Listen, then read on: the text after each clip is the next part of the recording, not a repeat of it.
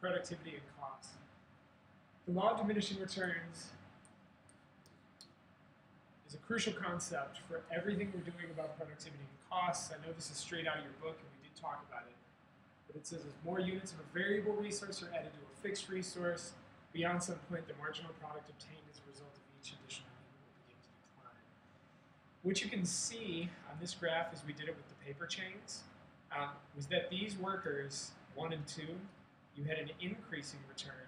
Diminishing returns sets in this region, right, in here, and then here's a negative return. Anything to the right is 6.5. The law of diminishing returns presumes that you have a fixed resource. In class, that was the stapler or the scissors. So looking at it in tabular form, you guys created these tables. You can see initially the first couple workers increasing marginal returns from 10 to 15 to 20. Diminishing returns set in with, it looks like, the third worker, or after the third worker, diminishing returns and then into negative returns. So what this looks like, and you derived these again, are increasing, diminishing, and negative. The point I want to make right now is that marginal product intersects average product at its highest point. Okay? This mirror image of marginal product intersecting at the highest point is found where marginal cost intersects average variable cost at its minimum point. Right? And the way to look at this is that as your marginal product is increasing, your marginal costs are decreasing, and as your marginal product is decreasing, your marginal costs are increasing. That's pretty intuitive. That should make sense. Right? So this is an important concept, and I would teach you the big dot theory, right? That is intersecting the minimum point. One way to think about margin, the margin's always intersecting the average. This is a graph from a professor at the University of Minnesota.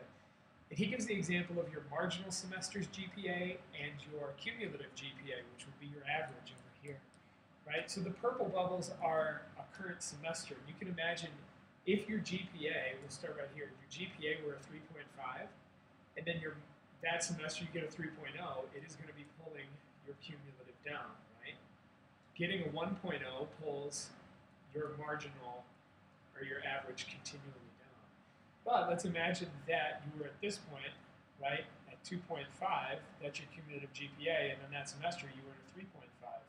That is going to pull your average up, right? So you can see the trend here where the marginal cost is intersecting the minimum point of your average variable cost. The example I'll give in class would be using heights.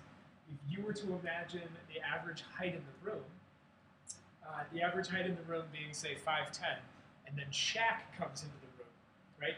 He would be above the average, and the marginal person pulls the average up. But if we were at 5'10", and my daughter Lucy comes into the room, she's 5 years old, the extra person or the marginal person would pull the average down. So when the marginal cost is below the average cost, it's pulling it down. When the marginal cost is above the average cost, it's pulling it up. And it's one of these non-mathematical ways of talking about why it intersects the minimum. So here's some definitions you should know. Fixed cost, again, you think staplers from the example in class. These are distinctions from your book. In the short run, a plant can vary output but not capacity. Their plant is fixed, right? You're going to pay rental costs. You're going to pay many other different costs. I've got examples down here like insurance. You pay those things whether you produce anything or not. In the long run, a plant can vary its output and its capacity. And this is now the definition of the long run in economics. There is no fixed cost. Okay, so the key idea, fixed costs do not vary with output. On any table, you can look where output is 0, and whatever costs exist, when you're producing nothing, are your fixed costs. So there are things like rent, insurance, management salaries. If you remember Mr. Kincaid talking, there are certain things that he has to pay whether or not they produce any product. The way this gets abbreviated is TFC would be total fixed cost, and AFC is total fixed cost divided by the quantity of output. That's your average fixed cost. Okay. Variable costs do change with different levels of output. These are things like the paper or the workers as you made paper chains. As you produce more product, you need more of these resources. If a coffee shop sells more coffee, they need more workers and more coffee beans. The the rent on the place is something they'd have to pay regardless of how much coffee they sell. Get abbreviated TVC, total variable cost, and AVC, total variable cost divided by quantity. These are equations you just need to know. A lot of them you could reason through and intuitively understand, but you do need to know them. Here you would say the total cost is total fixed plus total variable. Right? Total cost is total fixed plus total variable. Right? On this table, and you need to be able to read this all in tabular form, you can see at your production of 0, when you have $100, that's your fixed cost. Right here, your total cost is total fixed plus total variable. You could always find out there's your fixed cost. Notice over here, here's your average cost data and then your marginal cost data.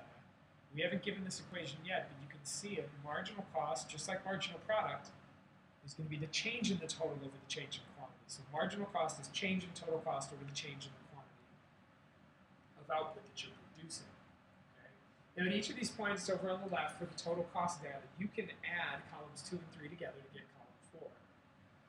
In columns 5 and 6, right, you're dividing, right? If I were to highlight these things, you are dividing by the quantity to get the average total cost, average variable cost, average fixed cost. Again, some students may look at this and say, oh, I know where we want to produce. It's where our average total costs are the lowest. We don't know the price of a product yet, so we are still just looking at a table, creating cost data. Once we know the price of something, as you're going to learn, the marginal revenue of something, then we can figure out where to produce. And it's always going to be where marginal revenue equals marginal cost. But at this point, you can notice marginal cost is declining from 90 to 80 to 70 to 60, but then it goes back up to 70. Why? Diminishing marginal returns, right? That's why the cost curves have a U shape. Right? And this is looking at totals, not averages. Notice at 0 units of output, you have $100 of cost. Your total fixed cost remains identical at all levels of production, right? Horizontal line. But what's the difference between your total cost and your total variable cost? It's this $100. It's this fixed cost, right? You're just like bumping this cost up. You make 0 units of production, you have 0 variable cost. But the first unit of production, you can see here you have 100 in variable cost, 100 in fixed cost, so you plot the point at 200, right? And then you plot all these points for total cost. Now, if these were averages, you would notice, maybe I should go back to a previous slide. Hang on 1 second. Go back to the table. If total fixed cost is the same all the way through, what happens to your average fixed cost as you're spreading it out over more quantity? Look at it. It's smaller, smaller, smaller, smaller, smaller, and smaller all the way through. But these are going to hit minimums and then start increasing, right? And then start going back up because of diminishing returns. Diminishing returns aren't setting in with the fixed stuff. You're just spreading it out over more and more product. So notice here's your average fixed cost curve, getting closer and closer to 0 as you produce more output. And in a lot of graphs, we're not even going to include it in the future because average fixed cost is going to be this distance between average total and average variable. Right? Now, that's why these keep getting closer and closer, right? Because average fixed cost is getting smaller and smaller, so average total and average variable get closer to 1. The key idea that was missing, you guys, is marginal cost. This one's crucial. It's the change in total cost over the change in the quantity of output, the cost of producing 1 more unit of a good or service. Where does marginal cost intersect average variable cost and average total cost? At the minimum point.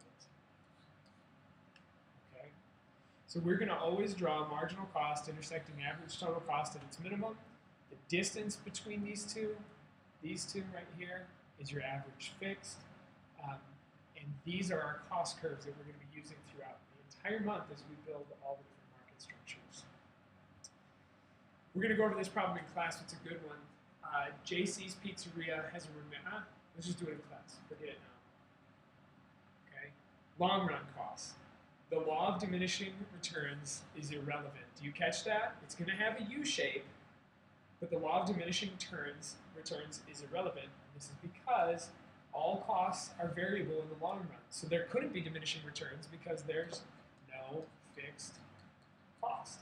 There's no fixed resource, right? Now you can have as many staplers as you want. You can have as many scissors as you want. That's the definition of the long run. So these 5 cost curves are 5 possible plant sizes. This is straight out of your textbook in the short run. It says, given various output levels, a new plant may or may not be necessary. What does this mean? For example, if you wanted to produce 20 units of output, plant 1 is sufficient. You look at this cost curve and say, here's my first factory. Our average total costs are at a minimum at 20 units of output. We're happy. But what if you want to produce 30 units of output?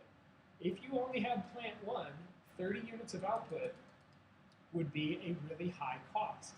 And you can gain efficiencies from size, which is called economies of scale, through building plant 2. You start to spread out some of your management costs. You start to spread out some other fixed costs. I'm sorry, there are no fixed costs. You start to spread out and gain from size and scale. You can see this in all sorts of movies and examples. And now at 30 units of output, it is better to have a second factory. And what about for, say, 40 units of output? It's better to have a third factory because if you made it in plant 2, the cost would be higher. So what does this look like? Lots of tangent average total cost curves on an LRATC, the long run average total cost curve. This shows that the lowest ATC at any output level, given the time to adjust plant number and size, it's smooth to depict the unlimited number of tangency points derived from unlimited SRATC curves. So this is what it looks like, and this is what you need to know. There are 3 ranges. You can picture small factories, right? You keep lowering costs by expanding, then you keep expanding, and your costs don't go down anymore. Then you keep expanding, and your costs start to go up. These 3 phases are called economies of scale. That's good, right? This is good. Diseconomies of scale, I'm sorry, that's over here. Diseconomies of scale, which is bad. This means you have inefficiency of size. And constant return to scale means your average total cost is not getting any lower. You've reached the most efficient point. So let's look at the first one. Just means ATC is decreasing with growth due to increased specialization and efficient use of capital. You experienced that in the paper example. Constant returns to scale, cost isn't going down. But diseconomies of scale, you're too large, you're too inefficient. A student who loved the classics a few years ago talked about Rome. He said, would an example be where they, in the Roman Empire, expanded too large and they too quickly and they couldn't efficiently manage things? Great example. Your book says this is specialization to the point that no one knows what's going on. Workers are alienated. You could point to other companies that expanded to be too big. I think a lot of automakers in Detroit, you could say they got too big. And the arms don't know what the legs are doing, right? The body of the company is not communicating, and there's inefficiency, and you end up over here. So, is it U-shaped because of the law of diminishing returns? The answer is no. It's U-shaped because of economies of scale, constant returns to scale, and diseconomies of scale. That's all, ladies and gentlemen. We will practice with this stuff next class.